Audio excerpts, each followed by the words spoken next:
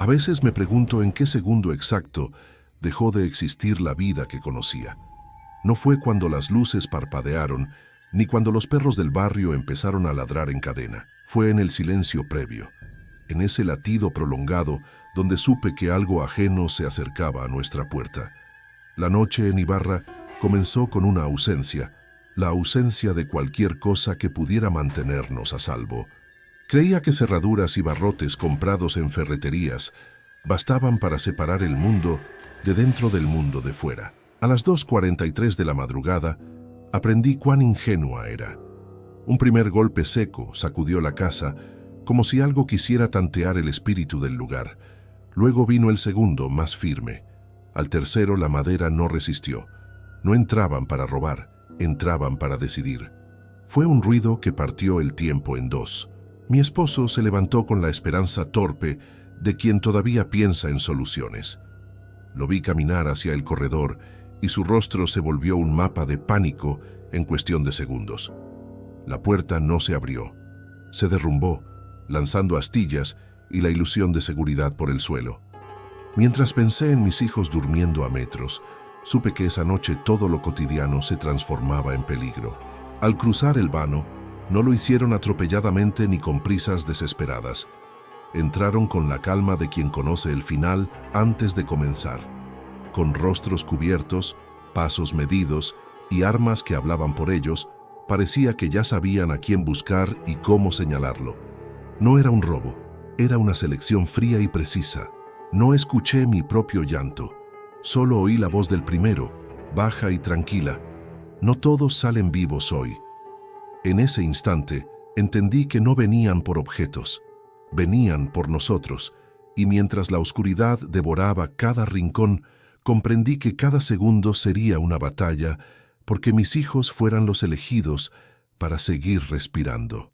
Cuando todo terminó y la casa quedó en silencio, los peritos dijeron que fue un ingreso violento con motivación desconocida. Pero esa frase nunca describirá la forma en que el terror se deslizó por nuestras paredes, porque aquella noche no empezó con un crimen, empezó con una promesa rota. La promesa de que nuestro hogar era un refugio, la promesa de que nada malo podía atravesar nuestras puertas sin nuestro consentimiento. La verdad es que nadie está preparado para escuchar su casa rendirse ante el peligro. Mi voz tembló cuando intenté explicar lo ocurrido. No porque me faltaran palabras, sino porque cada detalle que recordaba me hacía revivir el momento en que supe que podíamos morir. Contarle a otros cómo hombres desconocidos invadieron nuestro hogar es volver a ver sus sombras avanzando por el pasillo, volver a oler la mezcla de polvo, humedad y miedo puro que llenó los cuartos. Nadie imagina cuánto pesa describir su propia noche final, hasta que la vive. Yo nunca fui valiente. Siempre dependí de mi esposo para sentirme segura. Pero aquella madrugada, cuando escuché a mis hijos llorar sin comprender por qué su mundo estaba siendo arrancado de raíz, me di cuenta de que la valentía no llega como pensamos. No aparece para salvarnos. Aparece para obligarnos a seguir respirando aunque todo alrededor se esté desmoronando. Y en esa respiración, entre gemidos, golpes y súplicas, entendí que no solo iban a decidir quién vivía, también quién se quebraba. Si estás viendo este video, es porque necesito que mi historia no quede enterrada como un número más en un archivo policial. Necesito que la escuches, que la sientas, que entiendas lo que significa ver tu hogar transformarse en un laberinto donde cada esquina es una posible última visión. Suscríbete porque lo que voy a contar no es una recreación, es un testimonio, una verdad que nunca debió existir. Esta historia ocurrió en una pequeña ciudad donde todos se conocen y nadie imagina que algo así pueda ocurrir. Cotacachi, Ecuador. Un lugar tranquilo, silencioso, envuelto por montañas. El último sitio donde alguien esperaría escuchar el sonido de una puerta siendo destruida. Pero fue allí donde empezó nuestra noche más oscura. Recuerdo el sonido del primer golpe como si hubiera ocurrido hace unos minutos. Estaba dormida, sí, pero no en un sueño profundo. Era ese tipo de descanso inquieto que una madre tiene cuando algo en el ambiente no encaja del todo. Antes incluso de abrir los ojos, Sentí que el aire había cambiado. Un silencio espeso se había instalado sobre la casa, un silencio que parecía observar, y entonces ocurrió. Un impacto seco contra la puerta principal, como si un animal enorme hubiera embestido nuestra entrada con odio. Me incorporé de inmediato, pero no pude moverme. Sentí mis piernas entumecidas, como si el miedo hubiera atravesado mis huesos antes que el sonido. A mi lado, mi esposo despertó bruscamente, con esa mezcla de confusión y alerta que sótanos enteros de noches tranquilas nunca consiguen enterrar. «¿Qué fue eso?», murmuró, pero antes de que pudiera responder, el segundo golpe retumbó. Esta vez más fuerte, más decidido. Algo, o alguien, no estaba probando resistencia, estaba superándola. Fue en ese instante que escuché a mi hijo menor moverse en el cuarto contiguo. Su pequeña cama rechinó, y ese ruido, tan inocente, me atravesó como una puñalada, porque entendí que, se lo que estivese do lado de fora entrase, non tería piedade do que encontraría. Mi esposo saltó de la cama y corrió hacia el pasillo. Yo seguí su figura con la mirada, apenas respirando, mientras un tercer golpe hizo vibrar todo el marco de la puerta principal. No hizo falta un cuarto. La madera cedió con un crujido agonizante. El estruendo de la puerta rompiéndose me arrancó de la cama. Corrí hacia mis hijos casi sin recordar cómo se movían mis piernas. Abrí la puerta del cuarto de ellos y los encontré abrazados, desorientados, con los ojos abiertos, como si entendieran que algo imposible estaba ocurriendo. «No hagan ruido», les dije, pero mi voz salió quebrada, inútil para tranquilizar a niños que sentían o medo antes las palabras. Los envolví entre mis brazos mientras trataba de escuchar lo que ocurría al otro lado del pasillo. Fue entonces cuando escuché los pasos. No eran pasos desesperados, ni torpes, ni frenéticos. Eran lentos, pesados, seguros. El tipo de paso que solo da alguien que ya conoce o terreno que está invadiendo. Alguien acostumbrado a entrar en casas ajenas. Alguien que ya decidió lo que va a hacer antes, incluso de ver el rostro de sus víctimas. Los escuché avanzar, pisando los restos de madera que habían sido nuestra puerta. Después, una carcajada baja, gutural, como si estuvieran disfrutando del miedo que todavía ni alcanzábamos a sentir por completo. Mi esposo se plantó en el medio del corredor, como si su cuerpo pudiera detener a hombres que respiraban violencia. Lo vi desde la rendija entreabierta de la puerta. Lo vi levantar las manos intentando diálogo, intentando humanidad, como si fuera posible negociarla con demonios. «Tenemos niños», dijo, con la voz trémula pero firme, y entonces uno de ellos, un hombre alto, encapuchado y armado, se aproximó lentamente y señaló a mi esposo con la cabeza, como quien reconoce un objeto que será útil o descartable. No escuché la primera frase que le dijeron a él, pero escuché la segunda, dicha con una calma que heló mi sangre. «Aquí no vienes tú a hablar, aquí hablamos nosotros». El hombre empujó a mi esposo con el cañón del arma y él retrocedió 2 pasos. No era un empujón brusco, pero tenía un mensaje claro. Esa casa ya no nos pertenecía. Pasó a su lado otro hombre, más bajo, cargando una bolsa negra grande con algo que tintineaba dentro. No sé qué era, pero supe que nada bueno podía salir de una bolsa cuyo contenido hace ruido metálico. Desde mi escondite, oí cuando uno de ellos dijo: «Busca a los otros». Esa frase me paralizó. Los otros éramos nosotros, mis hijos y yo. Sentí mis manos temblar mientras tapaba la boca de mi hija para que no soltara ni un gemido. Mi hijo mayor ancló su rostro contra mi pecho respirando entrecortado. No había salida en aquella casa. O pasillo era estrecho, los hombres estaban entre nosotros y cualquier posible escape, y yo sabía que si nos encontraban no sería para hacernos preguntas. Entonces mi esposo hizo algo que nunca olvidaré. Dio un paso hacia el intruso y gritó: «¡Déjenlos!». Fue un grito desesperado, irracional, de un padre que sabe que está enfrentando a hombres que no hesitan. El hombre se giró lentamente hacia él, como si apreciara ese acto inútil de coraje, y lo golpeó. No fue un golpe para incapacitar, fue un golpe para humillar. Lo vi caer de rodillas, pero no dejó de mirar hacia donde estábamos escondidos. Fue entonces cuando entendí que él ya había tomado una decisión. Si alguien iba a morir primero, sería él, no nosotros. Ese pensamiento me partió el alma, porque vi en los ojos de mi esposo la certeza de que estaba listo para sacrificarse, y vi en los ojos de mis hijos el terror de perderlo. Yo quería gritar, correr hacia él, impedir lo inevitable, pero cualquier movimiento significaba rebelarnos. Así que me quedé allí temblando mientras los hombres lo arrastraban hacia la sala. Apenas alcancé a ver, antes de que desaparecieran con él, cómo uno de ellos dijo, primero él, luego elegimos a los demás. Y así comenzó la noche en la que tuvieron que decidir quién vivía y quién moría. Nunca olvidaré el sonido de los muebles siendo arrastrados en la sala mientras se llevaban a mi esposo.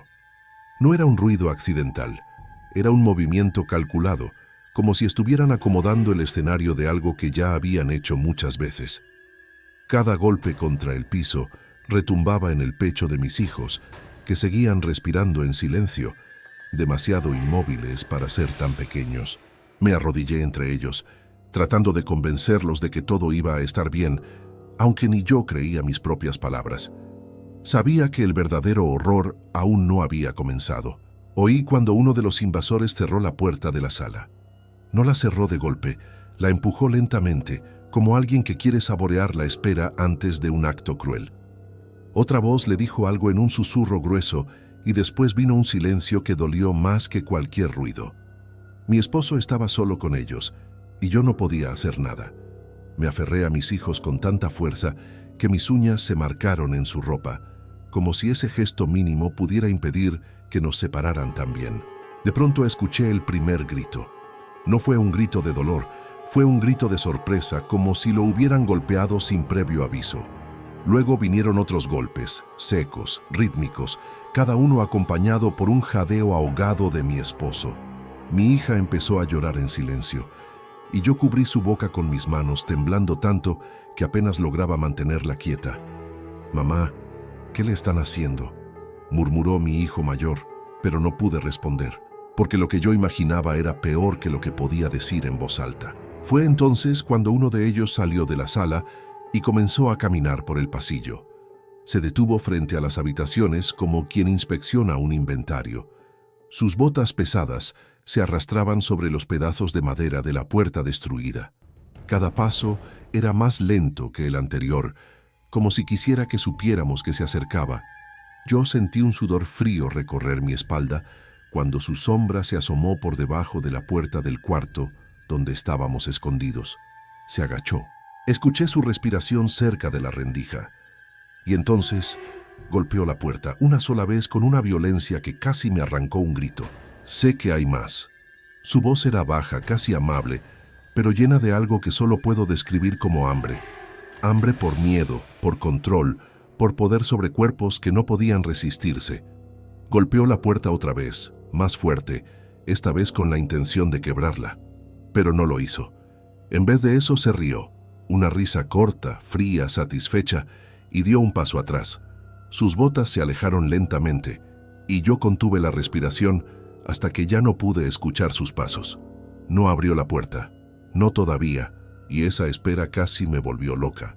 Minutos después, se escuchó un ruido distinto en la sala. Un golpe más pesado, como si algo metálico hubiera sido colocado sobre la mesa o el suelo. Luego una voz dijo, «Amarra sus manos». Y otra respondió, «Después escogemos a quién más». Esa frase hizo que mi pecho se cerrara por completo, porque confirmaba lo que mis peores pensamientos murmuraban desde el comienzo. No querían robar, no querían negociar. Ellos habían venido por personas, por decisiones, por selecciones. Cuando el hombre regresó al pasillo, traía algo en la mano, algo que tintineaba con un sonido metálico. Se detuvo de nuevo frente a nuestra puerta y pasó el dedo por la madera, como si pudiera sentir nuestro miedo a través de ella. Mis hijos temblaban tanto que pensé que la propia vibración dos corpos delataria nuestra presencia. «Vamos a hacerlo fácil», dijo él con voz suave, casi paternal. «Salgan antes de que los encuentre». Eso era una mentira. Si salíamos, nos tomaban. Si no salíamos, nos tomaban. Pero esa frase no era una opción. Era un juego psicológico. Yo sabía que en algún momento tendríamos que confrontarlos, pero no así, no sin un plan, no con dos niños pequeños que respiraban rápido de más para entender o qué estaba aconteciendo. Teníamos apenas una cama, una cómoda y un ropero. Nada que pudiera detener a hombres armados. Mi mente comenzó a correr a 1000 por hora. ¿Podíamos escapar por la ventana? No, daba al patio interior, demasiado alto, sin salida. ¿Podíamos escondernos dentro del ropero? No cabíamos los tres. Yo tendría que dejar a uno afuera. No había opción. La única salida era resistir en silencio. Entonces escuché algo que me heló la sangre. El llanto de mi esposo. No un grito, no un quejido. Un llanto, quebrado, ahogado, como si la voluntad de seguir luchando se le estuviera escapando. Uno de los hombres dijo, «Dime dónde están». Otro respondió, «No te hagas el fuerte, no puede protegerlos a todos». Esa frase me destruyó, porque significaba que él estaba aguantando, que no había dicho nada, que estaba recibiendo golpes por nosotros. Y fue en ese instante, con mi esposo siendo torturado en la sala y mis hijos escondidos bajo mis brazos, que entendí algo terrible. Ellos no entrarían a ese cuarto por accidente. Entrarían cuando decidieran hacerlo, y cuando lo hicieran, tendrían tiempo, armas y ventaja. Nosotros no teníamos nada, nada excepto unos segundos, tal vez minutos, antes de que el infierno cruzara esa puerta. Fue ahí, justo ahí, donde me obligué a dejar de temblar, porque si ellos querían elegir quién vivía, entonces yo tendría que convertirme en la opción que lucharía hasta el final. El silencio que siguió fue peor que cualquier golpe. Era un silencio que parecía escuchar, que parecía analizar cada respiración dentro de la casa. Sabía que ellos estaban decidiendo su siguiente movimiento, y también sabía que nosotros no tendríamos otra oportunidad de escondernos mejor. Me arrastré hasta la ventana del cuarto y me atreví a mirar apenas por la esquina de la cortina. Desde allí solo alcanzaba a ver la sombra de uno de ellos vigilando el pasillo, con la cabeza ladeada, como si pudiera olfatear el miedo. No estaba impaciente. Estaba esperando que nosotros falláramos. Cuando me giré hacia mis hijos, vi que mi hijo mayor intentaba contener un sollozo, mordiéndose la mano para no hacer ruido. Mi hija, demasiado pequeña para comprenderlo todo, solo sabía que algo aterrador estaba afuera. Se aferraba a mi camisa con tanta fuerza que pensé que podía rasgarla. Me acerqué a ellos en silencio y les susurré, «Pase lo que pase, no se separen de mí». No era una instrucción, era una súplica, porque sabía que si esa puerta se abría, no tendría tiempo de rescatarlos por separado. De repente, se escuchó un chillido metálico desde la sala. No un grito humano, algo arrastrando metal sobre el suelo. Luego un silencio, y después otro sonido, una cuerda tensándose. Mi estómago se cerró. No necesitaba ver para entender lo que estaban haciendo. Estaban atando a mi esposo, y no lo estaban preparando para una negociación. Iban a llevarlo a algún sitio dentro de la casa o fuera de ella. De pronto, una voz dijo con claridad, «A ella la encontramos después. Él viene con nosotros primero». Esa frase fue como una cuchilla entrando en el aire. ¿Después? ¿Qué pensaban hacer conmigo? ¿Y con los niños? Sentí que mis piernas fallaban, pero tuve que mantenerme firme, porque mis hijos estaban mirando mis ojos para entender qué tan peligroso era todo. Y yo no podía permitir que supieran la verdad, que quizás esa sería nuestra última noche juntos. Respiré hondo, intentando controlar mis manos que temblaban sin parar. En la sala, mi esposo gritó mi nombre. Fue un grito desgarrado, no para pedirme ayuda, sino para decir adiós. Mis hijos se encogieron. Mi hija empezó a llorar silenciosamente y mi hijo mayor me preguntó con la voz quebrada, «¿Van a matar a papá?» Yo quise mentir. Quise decirle que no, pero no pude. Solo lo abracé con fuerza, escondiendo su rostro en mi pecho para que no escuchara lo que iban a hacerle. Desde el pasillo, uno de los intrusos respondió al grito de mi esposo con una risa cruel. «Grita todo lo que quieras, nadie viene». Y tenía razón. En Cotacachi, las casas estaban demasiado separadas y a esas horas nadie escucharía más que el viento. Fue entonces cuando escuché pasos acercándose de nuevo al cuarto. Eran los pasos de alguien decidido, alguien que ya había tomado un rol en aquella noche, el que nos encontraba, el que nos sacaba, el que nos arrastraba al infierno donde querían encerrarnos. La sombra bajo la puerta se detuvo otra vez. Esta vez no golpeó la madera. Esta vez giró lentamente la perilla.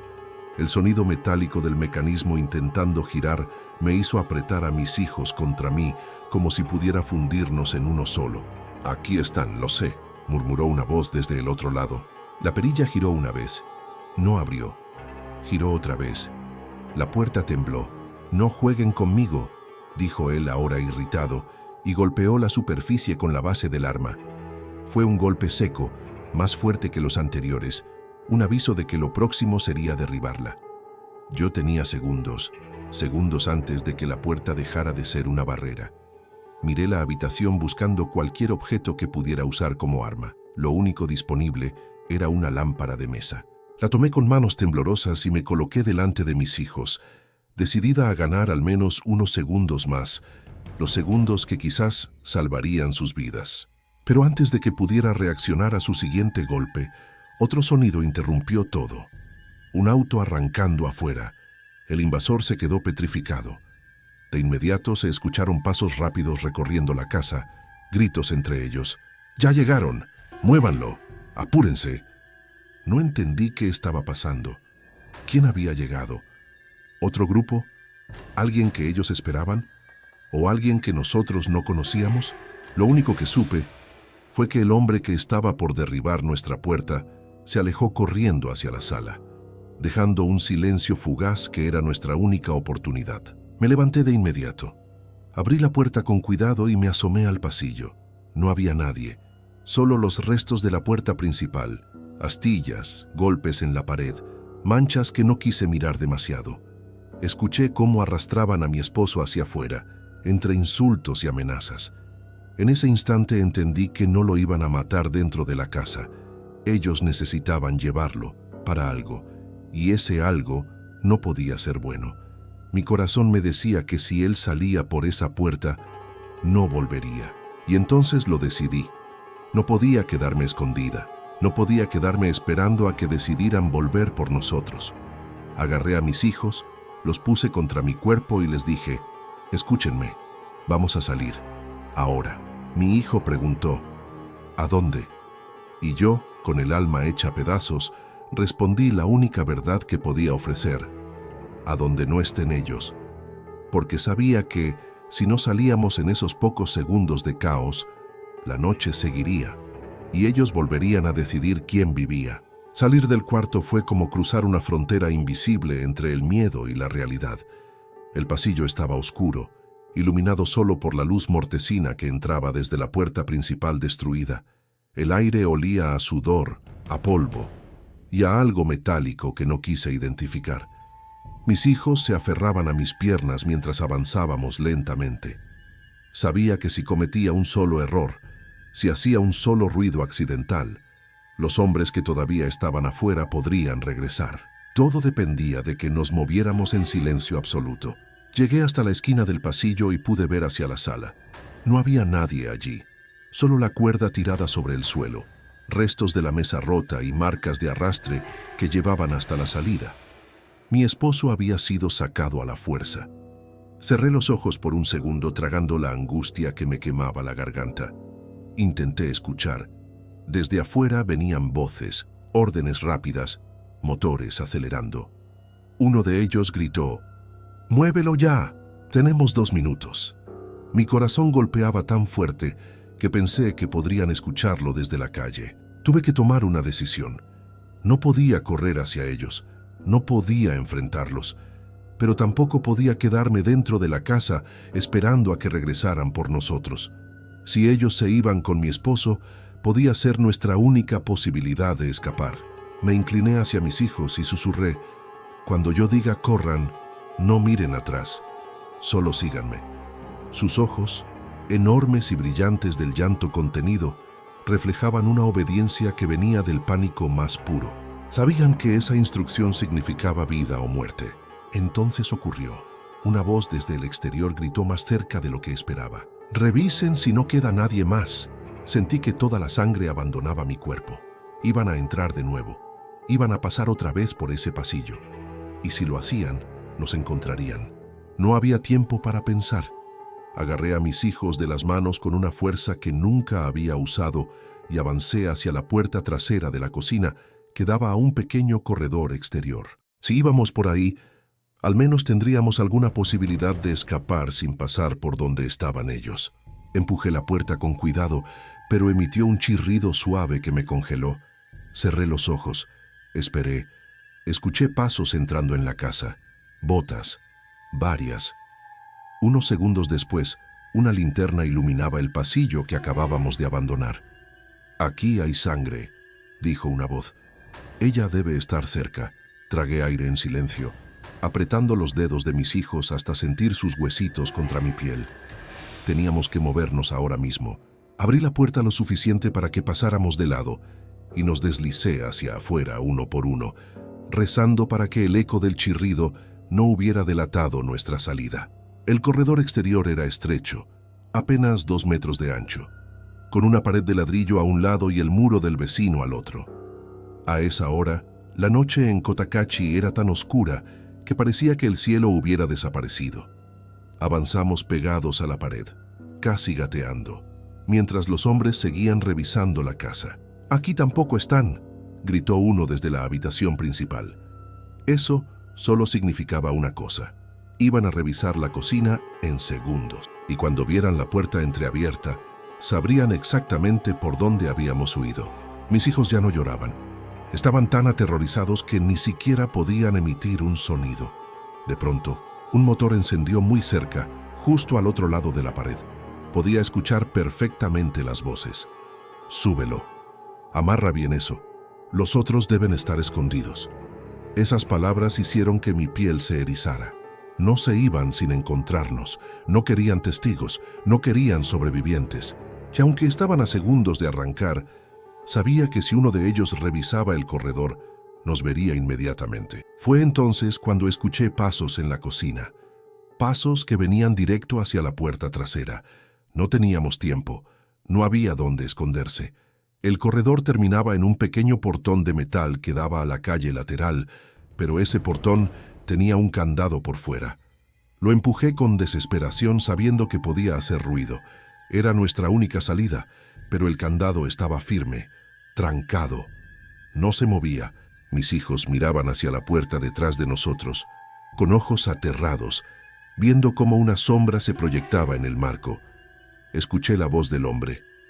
«Ya voy. Ya casi los tengo». En ese instante, hice algo que nunca pensé que sería capaz de hacer. Me levanté, sujeté a mis hijos detrás de mí y golpeé el portón con toda la fuerza que tenía. 1, 2, 3 veces. Cada golpe era un llamado desesperado al destino. El metal vibró, las bisagras cedieron apenas, y en el cuarto golpe el candado, viejo, oxidado, cansado de años de lluvia, se soltó. El portón se abrió de par en par, con un estallido metálico que resonó por todo el corredor. Y al mismo tiempo escuché el grito del hombre en la cocina. «¡Ahí!». No pensé, no respiré, no dudé. Agarré a mis hijos y salimos por el portón como sombras arrancadas del miedo. Corrimos hacia la calle lateral, sin mirar atrás, mientras escuchábamos botas golpeando el cemento, voces gritando nuestro escape y el motor del vehículo acelerando como un monstruo que despertaba. Y mientras corríamos en la oscuridad, con el corazón a punto de estallar, entendí algo que me dolió más que todo lo vivido hasta entonces. Si queríamos sobrevivir, yo también tendría que convertirme en alguien capaz de decidir quién viviría. La calle lateral estaba completamente desierta, iluminada apenas por un farol que parpadeaba como si también temiera lo que estaba por suceder. El viento helado de Cotacachi cortó mi rostro cuando salimos corriendo, pero no sentí frío. Solo sentí la presión de las manos de mis hijos aferradas a las mías. Sus pasos cortos intentaban seguir mi desesperación. Las voces de los hombres crecían detrás de nosotros. «¡Por ahí!». Corrieron por el pasaje. Sus gritos se mezclaban con el rugido del motor del vehículo, anunciando que no pensaban dejar que escapáramos vivos. Doblé hacia una calle aún más estrecha, una especie de zanjón que separaba dos hileras de casas. Allí la oscuridad era tan profunda que tuve que palpar la pared para avanzar, empujando a mis hijos con suavidad, guiándolos con las pocas fuerzas que me quedaban. Mis piernas ardían del esfuerzo, pero no había tiempo para detenerse. A cada paso escuchaba las botas golpeando el suelo detrás de nosotros, más cerca, más decididas. Los invasores no se habían dividido, venían todos juntos. Eso solo significaba una cosa: no podían permitir que escapáramos. A mitad del zanjón, escuché un sonido que me hizo detener en seco, el crujido de grava bajo un neumático acercándose. Un segundo vehículo. No era casualidad, no era simple persecución. Habían cercado la zona. Mis hijos me miraron, esperando instrucciones que no tenía. Miré hacia el extremo final del pasaje. Estaba a menos de 20 metros, pero una sombra se movió allí. Alguien esperaba. Alguien bloqueaba nuestra salida. Fue entonces cuando entendí que nos estaban arrinconando como animales. Tomé aire y murmuré a mis hijos: nos escondemos ahora. Ellos asintieron con el terror reflejado en sus ojitos cansados. Me arrodillé y los metí detrás de un cúmulo de cajas viejas apoyadas contra una pared. El olor a humedad y madera podrida era casi insoportable, pero eso no importaba. Lo único importante era que no respiraran fuerte, no lloraran, no se movieran. Yo me coloqué delante de ellos, agachada, usando mi cuerpo como barrera. Escuché las voces a pocos metros, acercándose lentamente, como si olfatearan el aire buscando nuestro miedo. «No pueden haber ido lejos», dijo uno. «La mujer cargaba 2 niños, se van a cansar». Otro respondió con tono burlón: «Si no están muertos de miedo, ya se escaparon». Las risas que siguieron fueron cortas, afiladas. Escuché pasos recorriendo el pasaje, algunos tan cerca que podía oír el roce de sus pantalones. Uno de ellos pateó una de las cajas cerca de nosotros y mi corazón se detuvo. Mi hija se llevó una mano a la boca para ahogar un sollozo. Yo le apreté el hombro con firmeza, rogando para que el temblor de su cuerpito no hiciera ruido. El hombre se quedó quieto frente a nuestro escondite. No lo veía, pero podía sentirlo. Su sombra cubrió por completo la poca luz que entraba entre las cajas. Respiró hondo, como si quisiera memorizar el aire. «Están cerca», murmuró, y dio un paso hacia nosotros. El movimiento fue lento, deliberado, como el de un depredador que sabe que la presa está a centímetros. Yo apreté los dientes para no soltar un grito. Mis manos sudaban. Mi corazón martillaba tan fuerte que pensé que él podría escucharlo. Estaba a punto de estirar la mano hacia el hueco donde estábamos cuando un grito estalló desde la calle principal. Los tenemos por acá». El hombre se giró de inmediato. «¿Dónde?» «En la avenida». Las voces se alejaron corriendo, todas, cada una de ellas. Sus pasos resonaron hasta desaparecer. No sé quién había gritado aquello, ni si habían encontrado a alguien o era una falsa alarma, pero ese grito nos salvó la vida. Esperé unos segundos más, incapaz de moverme, temblando como si mis huesos fueran a romperse. Cuando finalmente pude parpadear, sentí las lágrimas caer sin control. Abrí un pequeño hueco entre las cajas y observé la salida del zanjón. No había nadie. El motor del vehículo se escuchaba en la distancia, acelerando, alejándose, pero no del todo. Ellos no habían renunciado, solo habían cambiado de dirección. Teníamos una ventana diminuta para movernos. Tomé a mis hijos y les dije: «Vamos, ahora, despacio». Caminamos encorvados, pegados a la pared, con los pies descalzos para no hacer ruido. Mis hijos seguían mis pasos como sombras diminutas. Sentí orgullo, sentí culpa, sentí miedo, todo al mismo tiempo. Llegamos al final del pasaje y asomé la cabeza. La avenida estaba vacía, solo un poste titilante, un perro callejero observando desde lejos, y un silencio frío que parecía contener la respiración del pueblo entero. Me arrodillé y abracé a mis hijos por unos segundos. No sabía hacia dónde ir. No sabía si podían estar rodeándonos todavía. No sabía si mi esposo seguía vivo. Pero una cosa era segura: si nos quedábamos allí, nos encontrarían. Respiré hondo.